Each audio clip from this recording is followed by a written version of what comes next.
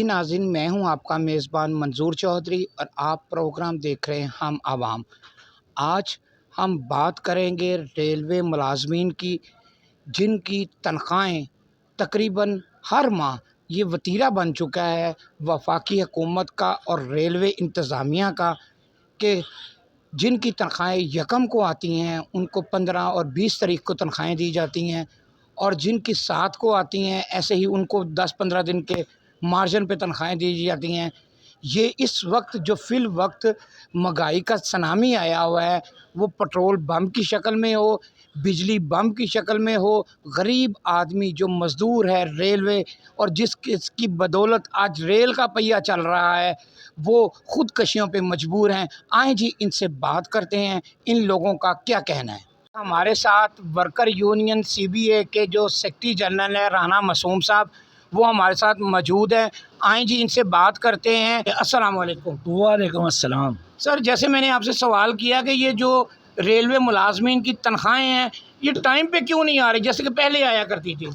Sir, इसमें हमें ये कहा जा रहा है कि रेलवे के पास पैसा नहीं है। ये रेलवे इंतज़ामिया का कहना सरासर गलत है। रेलवे जो है इस वक्त वो 60 से 70% पैसा कमा के दे रही है, रेवेन्यू कमा के दे रही है। तो फिर इनका ये कहना कि रेलवे के पास पैसा नहीं है, हम इस बात को नहीं मानते। हमारे साथ ये इशू है कि हमारे पूरे पाकिस्तान में रेल की तनख्वाहें जो हैं 10-10 दिन लेट करके हमारी तमाम मज़दूरों की सैलरी जो है वो एक माह इन्होंने नीचे रख ली है।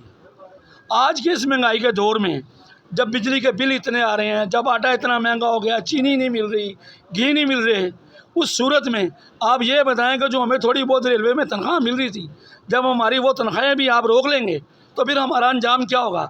हमारा अंजाम ये होगा कि इस दौर में हम अपनी बच्चों को लेकर सड़कों पे निकलेंगे। और मैं समझता हूँ कि जो रेलवे की ज़लील इंतज़ामिया वो ये चाहती है कि रेलवे का जो मुलाज़म है, जो मज़दूर है, कि वो सड़कों पर आए और ख़ुदकुशियाँ करने पर मजबूर हो। अच्छा सर, जैसे कि एक तरफ आए दिन पेट्रोल बम गिराए जाते हैं, बिजली के बम गिराए जा रहे हैं, मज़दूर की तो आगे ही तनख्वाह रेलवे मज़दूर की बाकी वफाकी महकमों से बहुत कम है, उसके बावजूद ये सलूक होना, इसके लिए जो आपकी CBA है वो क्या कर रही है?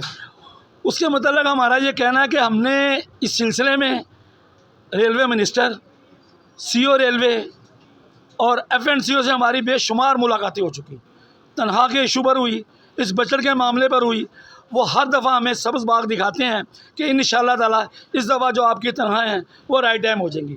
अब हमें उन्होंने एक नया जो है ये प्रोग्राम दे दिया कि हमारी यहाँ से तनख्वाह ये FGR के सिलसिले में ले जाकर हमारा अकाउंट का सिस्टम सारा इन्होंने चेंज कर दिया। उसके ऊपर इन्होंने सैफ का ये हमारे पर नॉमिनेट कर दिया कि हम इसे सैफ के थ्रू लेके जा रहे हैं। आज उसे वहाँ पर ले जाए हुए भी 3 माह हो गए, लेकिन वो निज़ाम अभी तक दुरुस्त नहीं हुआ। उसमें यह सूरत हाल है कि हमारी लोको शाम में मज़दूरों की जो तनख्वाहें आई हैं, किसी की 2 से 4 हज़ार रुपया कम आई है, किसी की 50 रुपये ज़्यादा आई है, किसी की 100 रुपया ज़्यादा आई है, लेकिन उसमें कमी ये है कि हज़ारों रुपया मज़दूर की तनख्वाह कम आई है। उसका ज़िम्मेदार कौन है? ऐसी इनको जो है स्कीमें कौन देता है? हमारा जो अकाउंट का महकमा बैठा है, आज से पहले जब हो रहा था ये कि हमें फैक्ट्री एक्ट के तहत हमारी सैलरी जो थी हमें नेट कैश की सूरत में मिलती थी। जब से पाकिस्तान बना वो निज़ाम चल रहा था और वो निज़ाम कामयाब था। इस अफसरशाही ने उस निज़ाम को फेल करने के लिए मज़दूरों को इस तरफ लेकर गए कि आपकी तनख्वाहें बैंकों में जब जाएंगी तो आपको ये तनख्वाहें राइट टाइम मिलेंगी। आज हमारी तनख्वाहें बैंकों में ले जाकर उसकी सूरत हाल ये कर दी गई। एक तो हमारा जब यहाँ पर हमें तनख्वाह मिलती है उसमें हमारा इनकम टैक्स काट लिया जाता है, और उस इनकम टैक्स का हमें कोई आउटपुट नहीं है कि वो किसके ख़जाने में जा रहा है। हमें उसकी कोई रसीद नहीं मिलती, हमें कोई उसकी मेंबरशिप नहीं है। उसके अलावा जो बिल आते हैं उस बिल पे भी हमारा इनकम टैक्स काटा जाता है। अब हमारे पर एक ये सैफ के नाम पर रेलवे पर एक अज़ाफ़ी बोझ डाल दिया गया। ये 2-2.5 अरब रुपया या 200 से भी ऊपर अरब रुपया ये देकर हमारे इस चीज़ को सैफ में ले गए हैं कि आपकी तनख्वाहें जो वो राइट टाइम हो जाएंगी। आज 3 माह हो गए। मुझे बताएं रेलवे की इंतज़ामिया कि उसका क्या फ़ायदा हुआ है? रेलवे के पास तो आप कह रहे हैं आगे तनख्वाहें देने के लिए पैसा नहीं है, तो फिर ये करोड़ों रुपया यहाँ क्यों ज़ाया किया जा रहा है? मेरे वो रेलवे मुलाजमीन जो 2020-2021 में रिटायर हुए, आज तक उनको उनकी जो है ग्रेजुएटी नहीं मिली। अभी तक उनकी इनकैशमेंट क्लियर नहीं हुई। इनकैशमेंट और ग्रेजुएटी तो दूर की बात है, हमारा जो हर माह जीपी फंड कटता है, जो हमारा अपना पैसा है, वो कहाँ जा रहा है? हमें ना तो जीपी फंड एडवांस मिल रहा है, ना हमें जीपी हम जो है वो फाइनल की सूरत में मिल रहा है। अच्छा सर, आप हमारे चैनल के प्लेटफॉर्म से रेलवे इंतज़ामिया को कोई पैगाम देना चाहेंगे? मुझे बड़ी खुशी हुई कि आप लोगों ने रेलवे के बारे में ये सोचा, रेल के मज़दूरों के बारे में सोचा। हम बिल्कुल पूरे मज़दूर जो हैं रेलवे के, खासकर रेलवे वर्कर यूनियन CBA, आपके चैनल के साथ शाना बशाना खड़ी है। हमारी आपसे भी ये अपील है कि आपने जो हमारा जो इंटरव्यू किया है इसको चलाएं, ताकि हमारी जो खबरें हैं, जो मज़दूर के साथ ज़्यादती हो रही है, वो मिनिस्टर रेलवे और हमारा जो वज़ीर आज़म पाकिस्तान है उस तक पहुँचे, वो देखिए कि आवाम के साथ क्या हो रहा है। चलो जी, बहुत शुक्रिया। आप अस्सलाम वालेकुम। वालेकुम अस्सलाम। क्या नाम है आपका? मेरा नाम राजा खालिद है, मैं जनरल काउंसलर हूँ, मैं रेलवे वर्कर जोन CBA का। अच्छा जी, आप ये बताएंगे कि ये जो मुलाजमीन इस वक्त जो महंगाई का बहुत बड़ा सुनामी आ चुका है, बल्कि आ क्या चुका है, हमारे सरों से ऊपर चला गया है, गरीब आदमी की दाल रोटी पूरी करना महाल हुआ है, उसके बावजूद कि जहाँ तक रही बात तनख्वाहों की, जो मज़दूर 30 दिन काम करता है उसको डेढ़ माह तक तनख्वाहें नहीं मिलती। आपका ये क्या कहना है? सर, इनका मसला ये है कि जनाब, ये हमें बार बार हम इनके पास जाते हैं, डिमांड लेकर जाते हैं कि हमारी तनख्वाहें टाइम से दे। ये हमें कहते हैं जी हमारे पास पैसे ही नहीं है, हमारे गवर्नमेंट और पाकिस्तान जो है ना, वो पाकिस्तान रेलवे को पैसे नहीं दे रही, तो हम तनख्वाहें कहाँ से दें? हम इनसे ये पूछते हैं कि जो हमारा पैसा जो हम कमा रहे हैं रेल से, वो किस तरफ जा रहा है? हमारे ये इधर मार्केटें इतनी इतनी बनी हुई हैं, ये आप घूमें इधर, ये इतना इनका किराया कहाँ पर जा रहा है? ये रेहड़ियाँ लगी हुई हैं, इनका महीना इतना ये टैक्स का जमा करते हैं, पैसा जमा करते हैं, ये होटल है, इतनी इतनी जगह रेल की ये प्लाजे बने हुए हैं, ये इनका किराया कहाँ पर जा रहा है? रेलवे की जो रेलवे गाड़ियाँ कमा रही हैं, जो माल गाड़ियाँ कमा रही हैं, उनका पैसा कहाँ पर जा रहा है? ये हमें बता दें कहाँ पर जा रहा है, तो फिर ये इनके तनख्वाहें हमारी इनसे निकलती हैं। और फिर जो रेलवे की मैंने देखा बोगी हैं और इंजन भी काटे जा रहे हैं, वो पैसा कहाँ पे जा रहा है और वो किस जुमरे में आ रहा है? जो सर, स्क्रैप बेचा जा रहा है। स्क्रैप, इतना स्क्रैप है, ये जनरल स्टोर घूमे आप, ये लाइनों पे घूमे, जो काट काट के बेच रहे हैं, ये किसको दे रहे हैं? ये ठेकेदार लेकर जा रहे हैं, पैसे दे रहे हैं ना, वैसे फ्री तो नहीं लेके जा रहे, तो ये किसको दे रहे हैं? ये हमारा स्क्रैप ही बेचे ना, तो हमारी 1.5-2 साल की तनख्वाहें हमारे मजदूर की निकलती हैं, तो ये पैसा किसको दे रहे हैं? ये बताएं। हम जाते हैं FNCO के पास, वो हमें मिलता ही नहीं है। आज भी हम उसके पास गए हैं, GPF एडवांस के लिए लोगों का फंसा हुआ है, जो GPF लोगों का अपना ज़ाती पैसा है, हमारा ज़ाती पैसा है, हम उसके पास गए हैं, वो हमें देकर छुप गया, वो चला गया। जन्मा में हमारी चेयरमैन के साथ मीटिंग है, वहाँ पर चला गया, हमें मिला ही नहीं है। परसों भी हम गए, हमें नहीं मिला, आज भी हम गए, नहीं मिला। वो कहाँ जाते हैं? यार आप मजदूर हैं ना, जब अफसरों की बारी आएगी उन्हें तो मिलेंगे, उन्हें तो अमरात दी जा रही हैं। म्यो गार्डन देखिए और ये जो कोठियाँ बंगले देखिए, वहाँ पे जो अमरात हैं, एक मजदूर का छत या कोठा कभी लिपाई हुआ 30-40 सालों में? कभी भी नहीं। और जो क्वार्टर के नाम पे 5% भी काटा जाता है, हर महीने किराया भी देता है, उसके मतलब क्या कहते हैं? जी, जब से हम भर्ती हुए हैं, हम 600 पे भर्ती हुए हैं, उस वक़्त ये क्वार्टर 5% काटा जाता था, 30 यानी 3,000 रुपये। हमारी स्केल बंदी हुई, उसके बावजूद ये आगे बढ़ना चाहिए था। जैसे 3,000 रुपये था, तो ये 5% कटौती भी आगे बढ़नी चाहिए, ये उन्होंने आगे नहीं बढ़ाई, ये उन्होंने 3,000 रुपये रखी। 5% कटौती पर ये हमारा करोड़ों रुपया जो हमारा ये ख़जाने में जाता है, रेलवे के ख़जाने में। हमारा 5-5, 10-10 अपना मरले के जो इनके मकान हैं, ये कोठियाँ कनालों की, इनके ऊपर ये करोड़ों का बजट लगाते हैं, महीनों में लगाते हैं, और हमारी 1 साल में ये 1 क्वार्टर की कली भी नहीं करवाते। 5% कटौती वो कहाँ पर लेकर जाते हैं, ये हमें बताएं। ये करोड़ों रुपया कहाँ जाता है? ये क्वार्टर हमारे जो 10x10 के क्वार्टर है, इससे बड़ा क्वार्टर नहीं है हमारा। 10x10 पक्का क्वार्टर, इसके बड़ा किसी का क्वार्टर नहीं है। उसके अंदर एक कली नहीं कर सकते, एक टूटी लगवाने जाए कहते हैं हमारे पास नहीं है, एक उनके पास मजदूर लें जाइए, हमारा ये कोई ऊपर से टीप कर दें, ये छतें लीक हो रही हैं, नहीं जाते। इन क्या पूछते हैं, हमारे पास ऐसे ही नहीं है, बचत ही नहीं है। इनके अफसरों का हो तो ये जनाब 1 महीना क्या, 1 दिन में उनके ऊपर लाखों रुपया लगता है। ये अब क्या ये रेलवे मजदूर का नहीं है, रेलवे ब्यूरोक्रेसी का मुल्क है? ये हमें तो यही साबित है जनाब, ये मजदूरों का मुल्क नहीं है, ये ब्यूरोक्रेसी का मुल्क है। ये देखें, हम 40,000 50,000 तनख्वाह लेते हैं, हमें बिजली का बिल होता है जनाब 5,000 10,000, हम टैक्स के उसके टैक्स पे करके साथ वो 10,000 बिल भी देते हैं। जो जिनकी तनख्वाह 20 लाख रहे यहाँ पर ब्यूरोक्रेट की, उनको ना बिल आता है, ना वो गैस का बिल देते हैं, ना वो बिजली का बिल देते हैं। उनको सब्सिडी मिली हुई है, सब्सिडी मिलनी चाहिए हमें, हमारा हक है, लेकिन वो सब्सिडी लेते हैं वो जो हम अदालतों में बैठे हैं, जो हेडक्वार्टर में बैठे हैं, जो जनाब ऊपर बैठे हैं हमारे, जो हमसे वोट लेकर जाते हैं MP MNA, उनको सब्सिडी मिल रही है। जो हमारे वज़ीर अज़म बने हैं, जो सेनेट में बैठे हुए हैं, उनको सब्सिडी मिलती है। वो जनाब लोन में बैठ के तो 6-6 उनको पेटियाँ लगी हुई हैं ओपन, जिनको ओपन के जिनका बिल ही नहीं आना, उनको क्या। अच्छा सर, ये सुनने में आ रहा है कि रेलवे खसारे में जा रहा है और रेलवे को प्राइवेट कर दिया जाए। क्या प्राइवेट करना ठीक रहेगा या रेलवे की जो ब्यूरोक्रेसी है इसको ठीक करना ज़रूरी है? सर, रेलवे की ब्यूरोक्रेसी को करना ठीक, इसको ठीक करना चाहिए। हमें बात यह है कि हमें आपके पास ये माइक ही नहीं है तो आप इंटरव्यू कैसे लेंगे हमारा? हमें मजदूर को मटेरियल दें, मटेरियल ये देते नहीं हैं। ये कहते हैं जो उस गाड़ी से उतार के इसको लगा दो, उस गाड़ी से उतार के इसको लगा दो। ये कह रहे शाम में 100-150 गाड़ी निकलती है, ये कैसे निकलती है? मटेरियल नहीं देते, पुराने मटेरियल से गाड़ी तैयार हो रही है। तो नया मटेरियल देंगे तो मज़दूर तो काम कर रहा है। मज़दूर तो ये नहीं कहता कि हम काम नहीं कर रहे। मज़दूर को काम दोगे तो वो काम करेगा। मज़दूर ने खुद बाहर से काम तो नहीं लेके आना ना। अच्छा, ये जो लोकल परचेज का एक गंदा सा निज़ाम रेलवे में आ गया है जिसमें वसी पैमाने पे करप्शन है, इसके मतलब आप क्या कहते हैं? रेल में आया ना, रेल का बेड़ा गर्क हो गया। हमें एक सामान मिलता था जनरल स्टोर के थ्रू, वो 1 नंबर सामान और बिल्कुल प्योर, जिसके ऊपर काम होता था। जब से ये जनरल स्टोर का निज़ाम ख़त्म हुआ है, ठेकेदारी निज़ाम शुरू हुआ है, रेल का बेड़ा गर्क हो गया। अच्छा, आप हमारे चैनल के प्लेटफार्म से रेलवे ब्यूरोक्रेसी को और रेलवे मिनिस्टर को कोई पैगाम देना चाहेंगे? इनको पैगाम यही देना चाहते हैं कि अपना किबला दुरुस्त करें।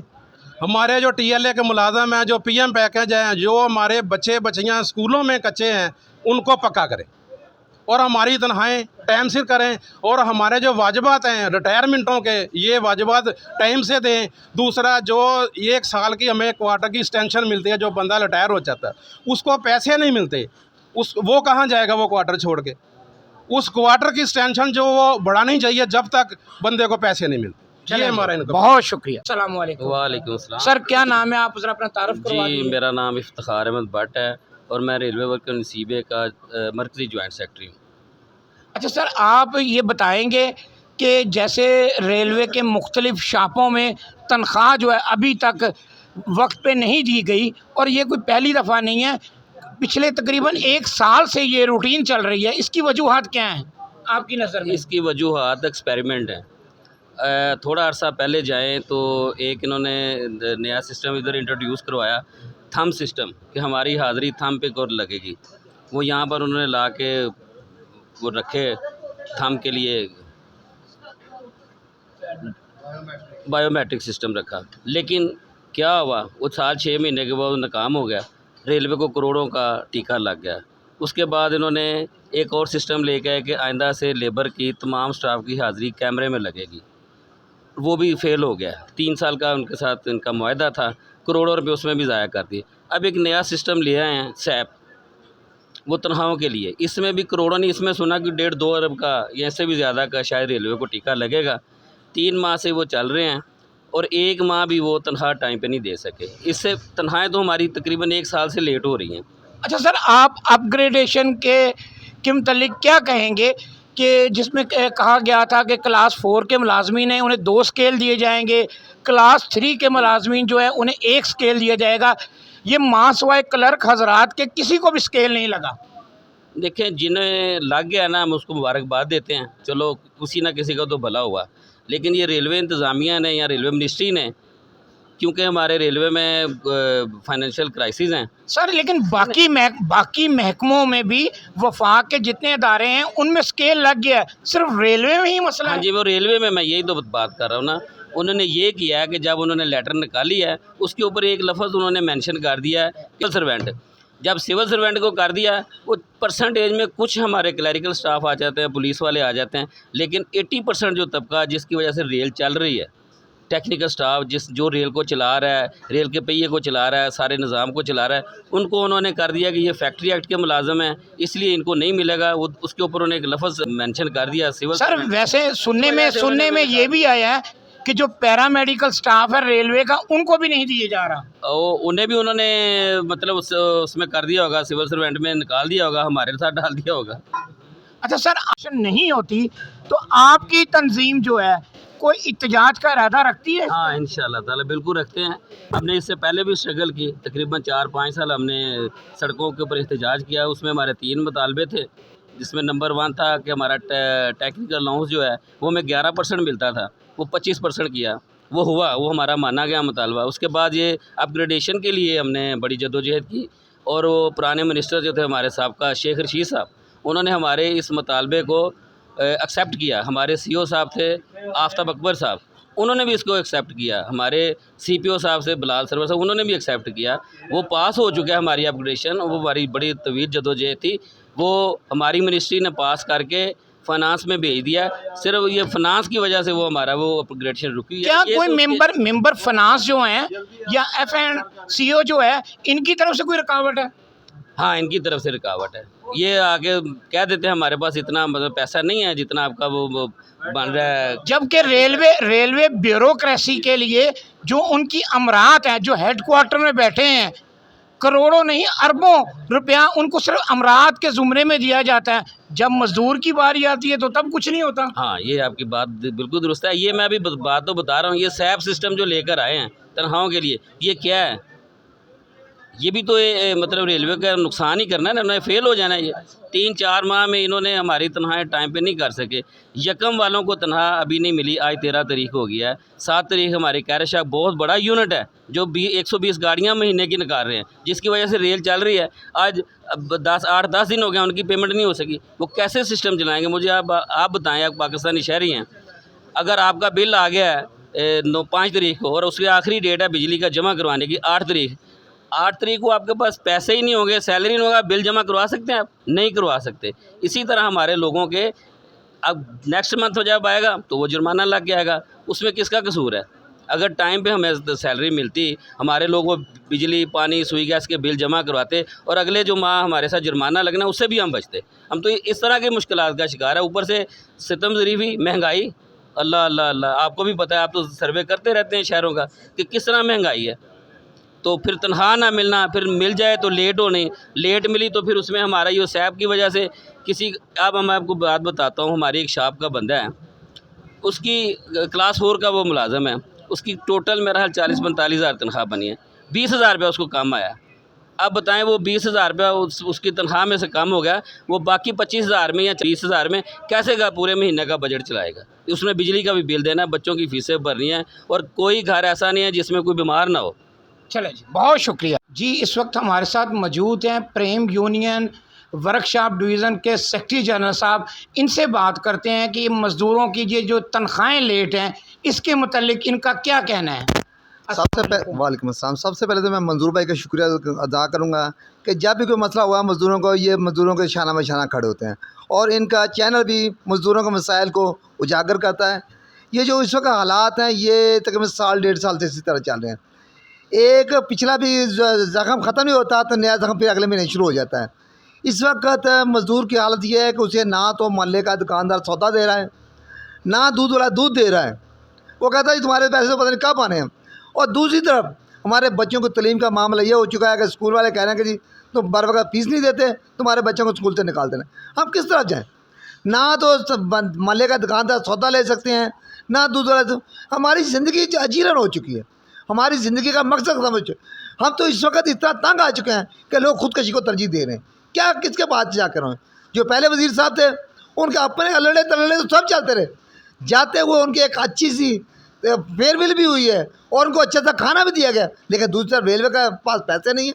बाकी इनके मामला सब चल रहे हैं, लेकिन नहीं है तो मज़दूर के लिए कुछ नहीं है।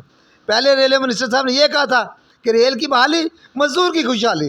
अच्छा सर, आप क्या कहेंगे, जो साबका हुकूमत ने क्लास 4 को 2 स्केल दिए थे और क्लास 3 को 1 स्केल दिया था, अब सुनने में ये आ रहा है कि वो भी जो है वो भी नहीं लगाया जा रहा, और जहाँ लगाया गया है वहाँ दोबारा काट लिया गया है। और इसमें शायद FNCO का किरदार है। नहीं, इसमें जो ये स्केल का मामला है, इसमें हमारे चेयरमैन साहब का और हमारे DPO साहब का और हमारे पर्सनल ब्रांच का, जिन्होंने रेल के मज़दूर को 2 हिस्सों में तकसीम कर दिया। जो बंदा तो पंखे के नीचे बैठ के काम कर रहा है, उसे तो पहले टाइम स्केल प्रमोशन भी दी गई, अब अपग्रेडेशन भी की जा रही है। पहले भी मज़दूर जो तपती धूप के अंदर काम करता है, जो रेल के पटरी के ऊपर काम करता है, जो रेल के उसको फ्रेट को बनाता है, जो रेल की कोचेज़ को बनाता है, वो पहले महरूम था और आज भी महरूम है। ये अपग्रेडेशन का मामला है, इसमें भी उसको महरूम कर दे, और 80% जो रेलवे मुलाजिम है वो इससे महरूम हो रहे हैं। हमसे कोई हुकूमत वक्त या मिनिस्टर रेलवे या रेलवे इंतज़ामिया को कोई पैगाम देना चाहेंगे मज़दूरों के लिए? मैं उन्हें ये बताऊंगा, इस वक्त लोग तंग आ चुके हैं। ये ना हो कि लोग आपके ईवानों की तरफ जाएं। उस वक्त से डरो कि जब ये भूखा वो फ्रांस का जिस तरह इनकलाब आया था, इस तरह की ये ना हो कि लोग अपने हाथों से लोगों को ज़िबा करें। उस वक्त से डरना चाहिए, क्योंकि ये वक्त उसके करीब बहुत पहुँच रहा है। चलें जी, अरशद साहब बहुत शुक्रिया आपका, बहुत मेहरबानी। जी नाज़रीन, आपने देखा हमारी रेलवे मज़दूरों के मुख्तलिफ़ कायदीन से बात हुई। उनका कहना था कि रेलवे मज़दूर जिसकी बदौलत ये रेल का पहिया चल रहा है, आज वो ख़ुदकशियों पे मजबूर है, 2 टाइम की रोटी से भी आजिज़ है। जिस मज़दूर की 30 दिन रेलवे की मज़दूरी करता है, रेलवे में मज़दूरी करता है, और उसको 30 दिन के बाद फिर ये कह दिया जाता है कि अभी तक आपकी तनख्वाहों के बिल ही नहीं भेजे गए और आपको तनख्वाहें कब मिलेंगी ये कुछ नहीं पता होता। और उनका मज़ीद लोगों का कहना था कि 15-15 दिन, 20-20 दिन रेलवे मज़दूरों की तनख्वाहें नहीं आती, जबकि रेलवे ऑफिसर्स की तनख्वाहें 30 तारीख के बाद उनके अकाउंटों में मुंतकिल कर दी जाती हैं। और रेलवे मज़दूरों का मज़ीद ये भी कहना था कि रेलवे ऑफिसर जो हैं, रेलवे ब्यूरोक्रेसी जो है, आज रेलवे इस दहाने पे खड़ा है, इसमें रेलवे ब्यूरोक्रेसी की वजह से खड़ा है। मज़दूर तो अपना 10-10 घंटे, 12-12 घंटे अपनी मेहनत करता है, जिसकी बदौलत आज रेल का पहिया चल रहा है। और रेलवे ऑफिसर्स को बहुत अमरात दी गई हैं। मज़दूर के लिए 2 टाइम की रोटी पूरी करना मुश्किल हो गई है। और मज़ीद उनका कहना था कि हम जहां सर छुपाने के लिए जो हमें रेलवे की जो रहाइश दी गई है, वहां पे भी पिछले 40 सालों पे कोई 1 रुपया भी नहीं लगाया गया ना, और हमें उस मद में किराया तो लिया जाता है और उसके साथ साथ 5% हमें एक्स्ट्रा भी चार्ज किया जाता है। और लेकिन एक 4 आने का भी काम या कोई लपाई या कोई कील या टूटी भी लगानी हो, नलके के लिए भी इनके पास पैसे नहीं होते। यही अगर किसी ऑफिसर को या किसी चीफ DS या मेन ओहदे के लोग जो हैं, रेलवे ब्यूरोक्रेसी है, उनके लिए लाखों रुपया लगा दिया जाता है।